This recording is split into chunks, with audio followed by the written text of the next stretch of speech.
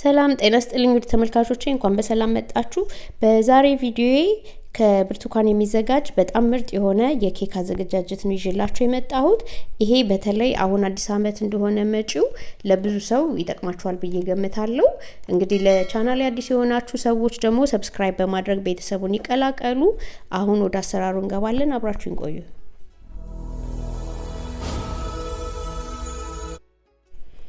እሺ መጀመሪያ ላይ የሚያስፈልገን 3 እንቁላል ነው። እንቁላሉ ከፍሪጅ አውጥተን ባንጠቀም ይመረጣል በጣም እንዳይቀዘቅዝ። ከዛ ስኳር ሩብ ኩባያ፣ ዘይት 90 ሚሊ ሊትር ወይንም 6 የሾርባ ማንኪያ እናረግና በደንብ እንመተዋለን።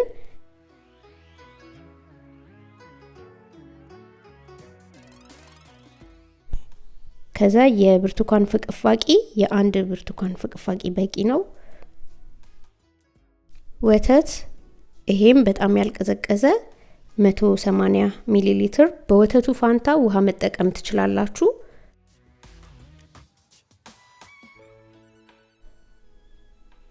ከዛ የኬክ ዱቄት 410 ግራም፣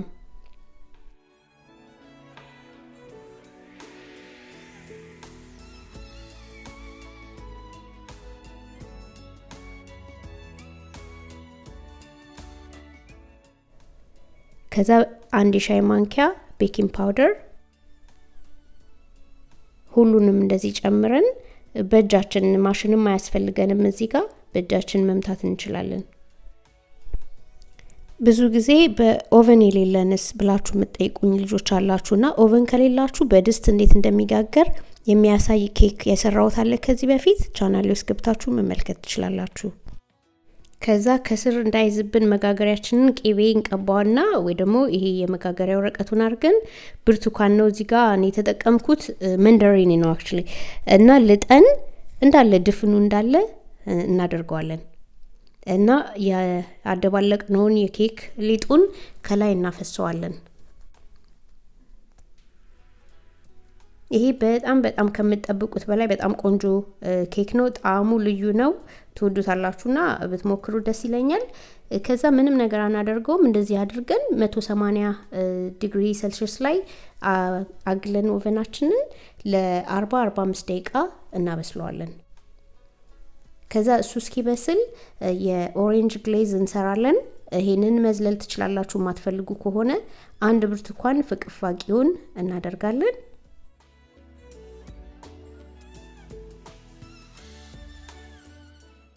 ከዛ ደግሞ ብርቱካኑን እንጨምቃለን። የተወሰነ ጨምቀን 1 ኩባያ የሚሆን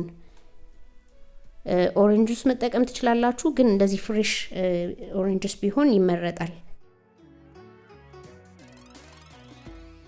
ከዛ ከፍቅፋቂው ጋር አንድ ላይ አድርገን እሳታችንን ዝቅተኛ ላይ አድርገን በድስት ነገር አድርገን እናንተ ከተከዋለን። እዚህ ላይ ሩብ ኩባያ ግማሽ ኩባያ ዱቄት ስኳር ነው ያደረኩበት። ዱቄቱን ባይሆን ኖርማሉን ማድረግ ትችላላችሁ። ኖርማሊ 1 ኩባያ ነው ስጅስት የሚደረገው ስኳር፣ እኔ ግማሹ ነው ያደረኩት ቅድም እንደነገርኳችሁ።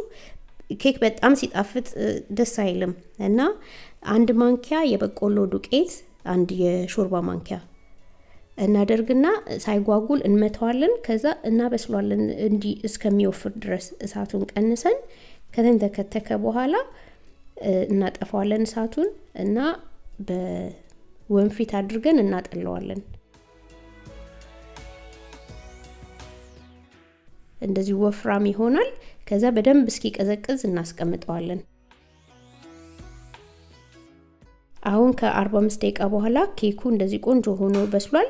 እንደዚሁ እንዳለ መጠቀም ትችላላችሁ ኬኩ፣ ወይንም ደግሞ ክሬም ማድረግ ከፈለጋችሁ ይሄንን ስቴፕ ተከተሉና 300 ሚሊ ሊትር ደብል ክሪም ወይንም ደግሞ ዊፒንግ ክሪም ማለት ነው አርገን 200 ግራም ክሪም ቺዝ የፈለግነውን አይነት እናረጋለን። ከዛ ስኳር ግማሽ ኩባያ ነው ያደረኩት። 1 የሻይ ማንኪያ የቫኒላ ኤሴንስ አርጌያለሁ እና እንመተዋለን ይሄንን ወፍራም እስኪሆን ድረስ። አሁንም በእጅ መምታት ይቻላል፣ ይሄንን ጊዜ ይወስዳል እንጂ ከዛ ቅድም እንዳልኳችሁ ኬኩን እንደዚሁ እንዳለ እዚህ ጋር ከቀዘቀዘ በኋላ ቆራርጠን መጠቀም እንችላለን በጣም ቆንጆ ነው ግን ክሬም ደግሞ ሲኖረው የበለጠ ቆንጆ ይሆናል ጣዕምም አለው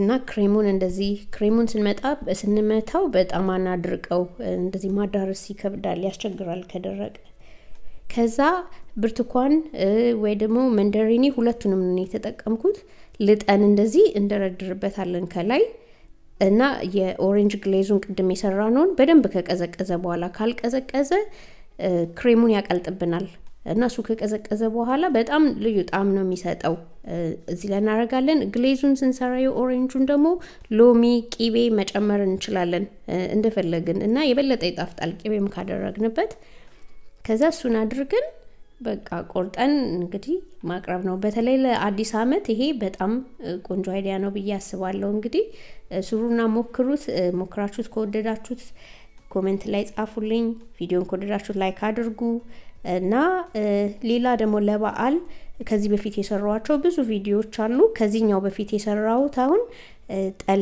የጠላ ፊልተር አለ የደረቁት በጣም ቀላል ነው ብዙ ሰው ሊሰራው የሚችል ነው እሱንም ገብታችሁ ቻናሌ ውስጥ የተለያዩ ቪዲዮዎች አሉ እዚህ ጋር መጨረሻ ላይ እስካሁን የሰራኋቸውን ቪዲዮዎች ፒክቸራቸውን አስገብቼላችኋለሁ የተወሰኑትን ግን ቻናሌ ላይ ከገባችሁ ብዙ ለበዓል የሚሆኑ ምግቦች የሰራኋቸው አሉ ግቡና ተመልከቱ እስካሁን ስለተከታተላችሁኝ በጣም አመሰግናለሁ እንግዲህ በሌላ ቪዲዮ እስከምንገናኝ መልካም ጊዜ